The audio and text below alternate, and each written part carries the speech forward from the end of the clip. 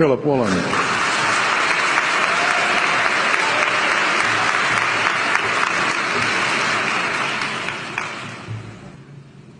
King Lear, late at night on the cliffs, asks the blind Earl of Gloucester, "How do you see the world?"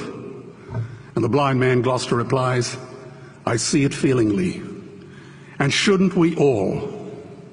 Animals must be off the menu because tonight they are screaming in terror in the slaughterhouses, in crates and in cages, vile, ignoble gulags of despair." You see, I heard the screams of my dying father as his body was ravaged by the cancer that killed him. And I realized I'd heard those screams before.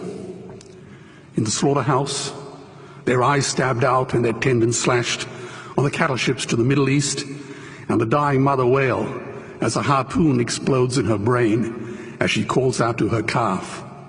Their cries were the cries of my father. And I discovered that when we suffer as equals.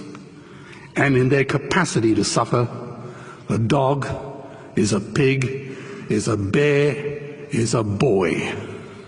Meat today is the new asbestos, more murderous than tobacco. CO2, methane and nitrous oxide from the livestock industry are killing our oceans with acidic, hypoxic dead zones. 90% of small fish are ground up into pellets to feed to livestock. Vegetarian cows today are the world's largest ocean predators. The oceans are dying in our time. By 2048, all our fisheries will be dead, the lungs and the arteries of the earth. Billions of bouncy little chicks are ground up alive simply because they are male. Only 100 billion people have ever lived. 7 billion people live today. And yet we torture and kill 2 billion sentient living beings every week. 10,000 entire species are wiped out every year because of the actions of one. And we're now facing the 6th mass extinction in cosmological history. If any other organism did this, a biologist would call them a virus.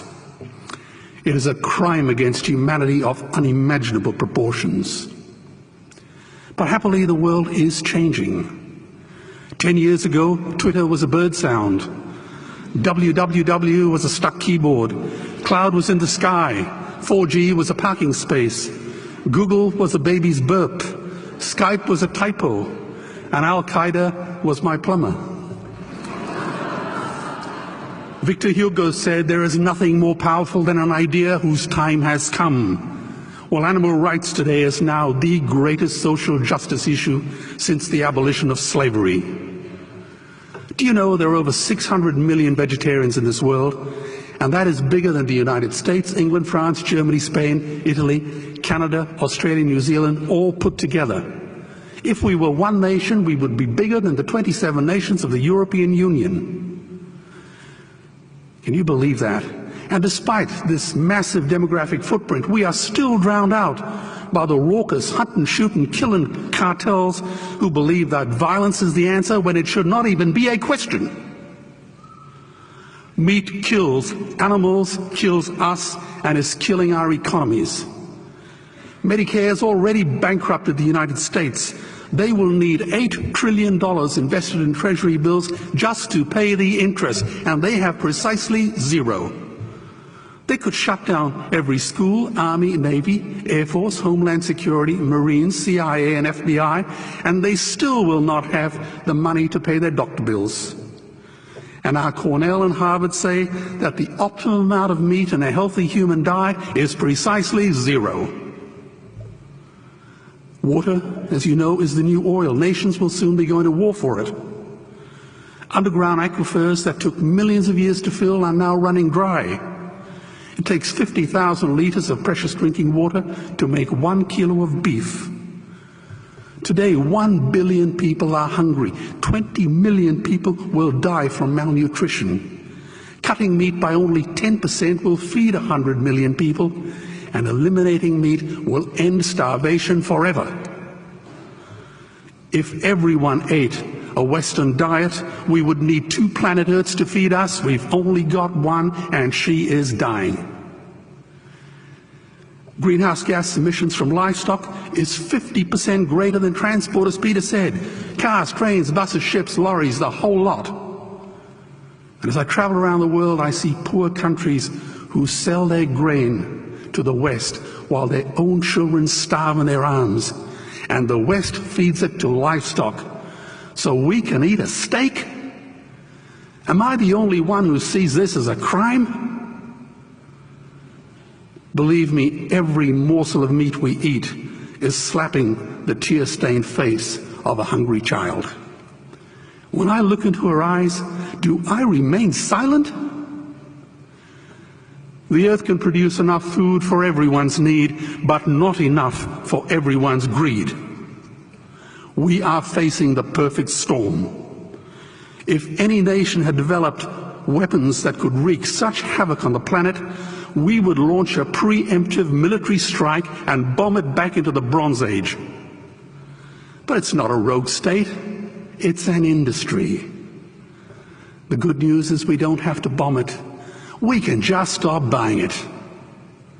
Sir George Bush was wrong.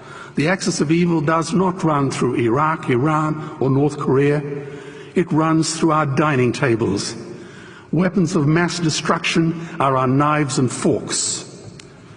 Our proposition is the Swiss Army knife of the future. It solves our environmental, water, human health problems and ends cruelty forever.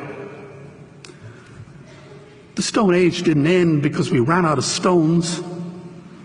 This cruel, disgusting industry will end because we run out of excuses. Meat is like the 1 and 2 cent coins. It costs more to make than it's worth. And I come from the bush. Farmers are the ones with the most to gain. Farming won't end, it would boom. Only the product line will change. Farmers would make so much money they won't even bother counting it, and I'd be the first to applaud them. Governments would love us. New industries would emerge and flourish. Health insurance premiums would plummet. Hospital waiting lists would disappear. Hell, we'd be so healthy, we'd have to shoot someone just to start a cemetery.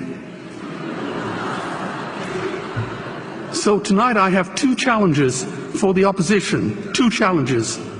Meat causes a wide range of cancers and heart disease. Would they name one disease caused by a vegetarian diet? And 2, I'm funding the Earthlings trilogy.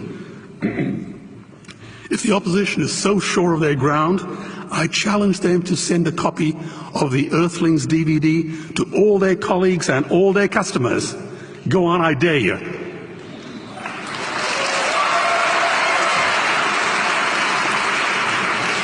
Animals are not just other species, they are other nations, and we murder them at our peril.